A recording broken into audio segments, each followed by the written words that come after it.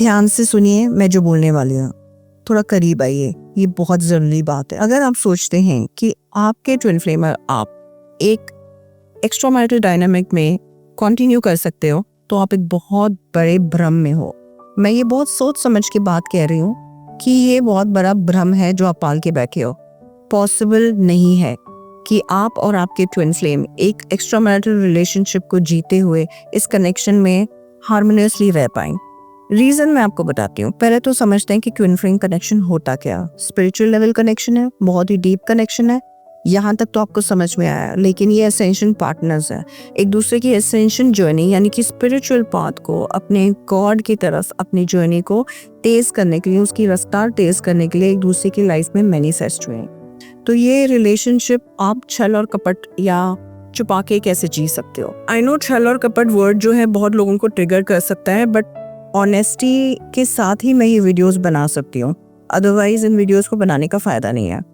तो छल और कपट इसलिए क्योंकि आप एक रिलेशनशिप में अपने मैरिज के बाहर हो, किसी को घर के अंदर दिखा रहे हो कि आप कुछ और हो और उनके साथ कुछ और बनने की कोशिश कर रहे हो, और बाहर किसी और के साथ आप अपना जो आप प्रिज्यूमेबली लव समझते हो, लव अपना महसूस करने के लिए आप उस रिलेशनशिप में हो। तो ये तो छल और कपट ही हुआ ना। आप अपने ऑथेंटिक ट्रुथ में कहाँ हो, आप सच कहाँ बोल रहे हो, आप अपना सच बोलना तो दूर जी कहाँ रहे हो।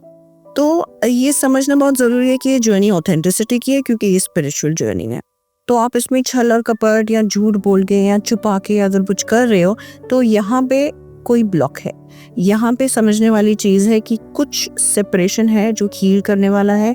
अब कई मैरिड कपल्स हैं जो सोचते हैं कि कर्मा हमारा ख़राब हो जाएगा अगर हम अपनी ट्विन फ्लेम के साथ रिलेशनशिप सबके सामने ओपन कर देंगे, तो हमारे घर के लोग जो हैं, बहुत सारे लोग जो हैं वो दुखी हो जाएंगे और हम बहुत सारे लोगों के दुख का कारण बन जाएंगे। पहले तो आप समझिए कि आप अगर अपने आप को कारण समझ रहे हो किसी के दुख और सुख का, तो यहाँ पे ही आपका कहीं ब्लॉक है।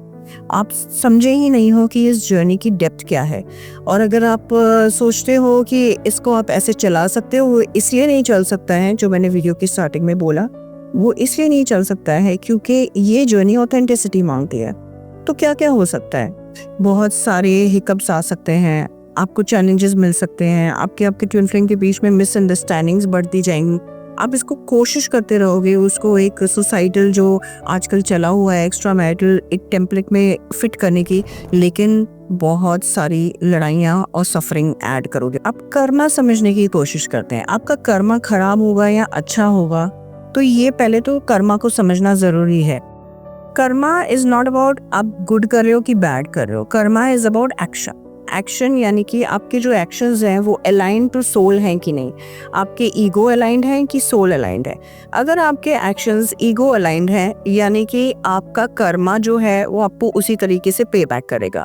फॉर एग्जाम्पल, आप डर की एनर्जी में घर पे छुपा रहे हो और आप अपने ट्विन फ्लेम के साथ बाहर हो और अपने घर पे कुछ और बता रहे हो या घर पे कोई और पिक्चर दे रहे हो, बाहर कुछ और, जो भी है, जो भी ये आप कर रहे हो, इससे आप अलाइनमेंट में ईगो के साथ हो कि गॉड के साथ हो, ये समझना जरूरी है। और अगर आपको अभी तक समझ में नहीं आ रहा है, तो इनर वर्क की जर्नी से आपको समझ में आ जाएगा कि गॉड अलाइन जो डिसीजंस होते हैं वो फियरलेस होते हैं, वो बहुत ही लविंग होते हैं, वो सिर्फ गॉड को सरेंडर करते हुए होते हैं। तो जब हम एक्शंस गॉड अलाइन करते हैं, तो ऑटोमेटिकली पूरी कायनात, यूनिवर्स सपोर्ट करती है आपके हाईएस्ट पोटेंशियल, आपके हाईएस्ट गुड तक आपको पहुंचाने में।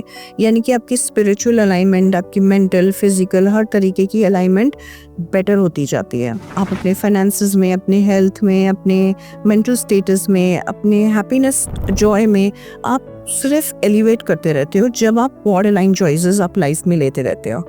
अब इनको समझना थोड़ा डिफिकल्ट है कि गॉड अलाइन चॉइसेस क्या हैं और ईगो बेस्ड चॉइसेस क्या हैं, तो इसके लिए अंदर की सफाई की ज़रूरत है। यानी कि जो ओल्ड प्रोग्रामिंग है जो आपको दुनिया ने दी है, या आपके पेरेंट्स या फैमिली ने या सोसाइटी ने या कम्युनिटी ने दी है, उसको हटा के जो एक्चुअली आपकी अलाइनमेंट विद द ट्रूथ है, डिवाइन ट्रूथ है, मैं कौन हूँ, उसके साथ जैसे जैसे होती जाएगी तो आपको पता चल जाएगी कि सोल अलाइनमेंट डिसीजन या वॉइस कौन सी है आपके अंदर से। Now let's go back to the topic. अगर आप एक डिसीजन लेते हैं कि आप एक एक्स्ट्रा मैरिटल की तरह एक ट्विन फ्लेम कनेक्शन को चलाएंगे, तो आप क्या कर रहे हो? आप फियर बेस्ड एक चॉइस कर रहे हो। आप एक चॉइस कर रहे हो जहाँ से डर है, गिल्ट है, शेम है, तो ये लो वाइब्रेशनल एनर्जीज हैं। आपकी जो वाइब्रेशनल एनर्जी, आपकी जो ऑरा फील्ड है वो लो वाइब्रेशनल है। तो आप गुड कैसे अट्रैक्ट करोगे? आप अपनी best health, best mental state, अपनी योर बेस्ट वर्जन को कैसे अट्रैक्ट करोगी? आप स्टक रहोगे उन्हीं पैटर्न्स में। और अगर आप लोअर वाइब्रेशन में रहोगे तो आप अट्रैक्ट क्या करोगे? According to law of manifestation, आप सिर्फ लो वाइब्रेशनल चीज़ें अट्रैक्ट करोगे। आप देखोगे कि फाइनेंसेस डाउन जा रहे हैं, आप देखोगे कि हेल्थ उतनी अच्छी नहीं है, रिलेशनशिप दूसरों के साथ बिगड़ रहे हैं। So the key to this is to understand कि ये जो ट्विन फ्लेम जर्नी है और जो ट्विन फ्लेम कनेक्शन है, इसका हायर पर्पस क्या है। अब बहुत लोग बोलेंगे कि हाँ, मुझे पता है कि गॉड अलाइन या सोल अलाइन डिसीजन क्या है, मुझे एक तरफ रहना चाहिए, मुझे ऑनेस्ट रहना चाहिए, मुझे घर पे भी झूठ नहीं बोलना चाहिए, मुझे किसी पार्टनर के साथ छल कपट नहीं करना चाहिए, मुझे अपने ऑथेंटिक ट्रुथ में, लेकिन मैं कर नहीं पा रही हूँ या कर पा रहा हूँ। तो उन केसेस में एडवाइस यही रहती है कि अपना इनर वर्क का जर्नी शुरू करिए।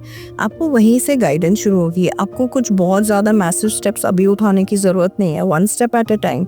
आपको जैसे जैसे क्लैरिटी आएगी, आपकी एक्सटर्नल रियलिटी भी आपको ऐसे सिचुएशन प्रेजेंट करेगी जहाँ पे ऑथेंटिसिटी चूज़ करना और ईजी होता जाएगा। वो कैसे होगा, उसको भी आपने सरेंडर करना है और सिर्फ अपने अंदर की क्लियरिंग पे ध्यान देना है, अपने ब्लॉक्स को क्लियर करने पे ध्यान देना है। अपने ऑथेंटिक ट्रुथ में आप कैसे आते जाओगे, that is a natural process the universe will bring you to. अगर आप इस जर्नी को इस तरीके से जीने की कोशिश कर रहे हैं तो समझिए कि पेन आप इनवाइट कर रहे हैं और अपनी लाइफ में सफरिंग इनवाइट कर रहे हैं, ना कि सिर्फ अपने लिए, लेकिन आपको जो लोग लग रहे हैं जिनको आप बचाने की कोशिश कर रहे हो उनके लिए भी, क्योंकि उनकी लाइफ भी कोई बेटर नहीं होने वाली है जब आपकी एनर्जी ही शेम और गिल्ट की होगी उनके अराउंड।